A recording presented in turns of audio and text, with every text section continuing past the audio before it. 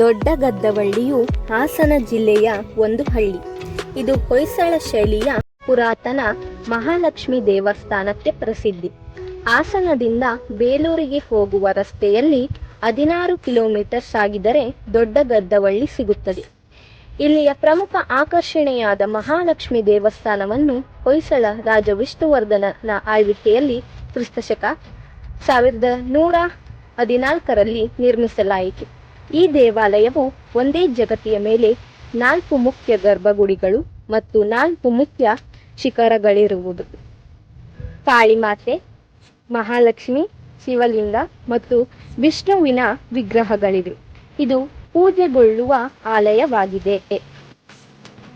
ಕೊಲ್ಲಾಪುರದಲ್ಲಿರುವ ಹಾಗೆ ಇಲ್ಲೊಂದು ಲಕ್ಷ್ಮೀ ದೇವಾಲಯವಿರುವುದರಿಂದ ಇದನ್ನು ಅಭಿನವ ಕೊಲ್ಲಾಪುರವೆಂದು ಕರೆಯಲಾಗಿದೆ. ಹೊಯ್ಸಳ ವಾಸ್ತುಶೈಲಿಯ ಅಪೂರ್ವ ಚತುಷ್ಕೂಟಾಚಲ ದೇವಾಲಯ ಇದಾಗಿದೆ. ದೇವಾಲಯದ ಪ್ರಾಕಾರಕ್ಕೆ ಹೊಂದಿಕೊಂಡಂತೆ 4 ಮೂಲೆಗಳಲ್ಲಿ 4 ಪುಟ್ಟ ಗುಡಿಗಳು ಉತ್ತರ ಹಾಗೂ ದಕ್ಷಿಣ ಅಭಿಮುಖವಾಗಿವೆ. ಇವುಗಳ ದ್ವಾರದ ಲಾಲಟ ಬಿಂಬದ ಮೇಲೆ ಲಕ್ಷ್ಮಿ ವಿಗ್ರಹವನ್ನು ಕೆತ್ತಲಾಗಿದ್ದರೂ ಮೂಲೆ ಗುಡಿಯಲ್ಲಿ ಯಾವ ಮೂರ್ತಿಗಳಿದ್ದವೆಂಬುದನ್ನು ಹೇಳಲಾಗುವುದಿಲ್ಲ. ಈ ಗುಡಿಗಳ ಶಿಖರಗಳು ಕದಂಬ ನಾಗರ ಶೈಲಿಯವು.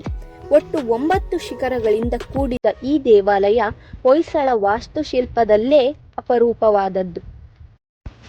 ಲಕ್ಷ್ಮೀ ದೇವಾಲಯಕ್ಕೆ 4 ಗೋಪುರಗಳು, 4 ಗರ್ಭಗೃಹಗಳು, 4 ಅಂತರಾಳಗಳು ಇವೆ. ಇವೆಲ್ಲಕ್ಕೂ ಸಮಾನವಾದ 15 ಅಂಕಣಗಳ ಒಂದು ನವರಂಗವೂ ಇದೆ.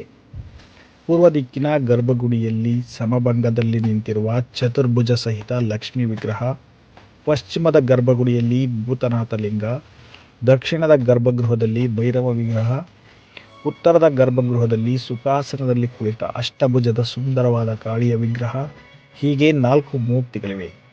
ಭೈರವ ವಿಗ್ರಹದ ಪೀಠದ ಮೇಲೆ ಗರುಡ ವಿಗ್ರಹವನ್ನು ಕೆತ್ತಿರುವುದರಿಂದ ಮೊದಲು ಇಲ್ಲಿ ವಿಷ್ಣು ವಿಗ್ರಹವಿತ್ತೆಂದು ಊಹಿಸಬಹುದು.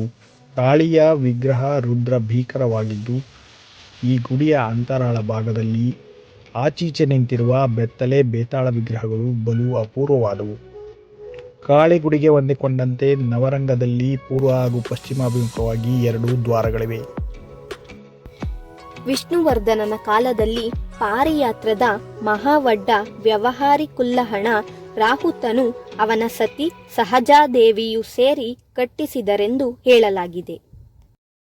ಈ ದೇವಾಲಯವು ಹೊಯ್ಸಳರ ನಿರ್ಮಾಣದ ಮೊಟ್ಟ ಮೊದಲ ರಚನೆಯಾಗಿದ್ದು, ಇದರಲ್ಲಿ ಹೊಯ್ಸಳ ಶೈಲಿಯ ಕುರುಹುಗಳು ಕಾಣದಿದ್ದರೂ ಇದು ಎಲ್ಲ ದೇವಾಲಯಗಳಿಗೆ ಮೊದಲ ಅಡಿಪಾಯವೆಂದೇ ಪರಿಗಣಿಸಬಹುದಾಗಿದೆ.